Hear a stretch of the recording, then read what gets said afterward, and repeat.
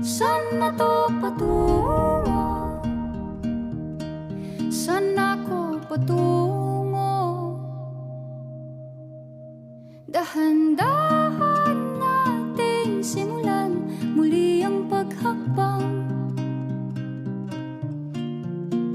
Dahan-dahang tumingin sa salamin upang makita ang ating kagandahan. Dahan-dahang iangat ang mukha upang masilayan ang payapang kalangitan. Oo, pagod ka na, pero di ka nag-iisa, kaya't lumaban ka.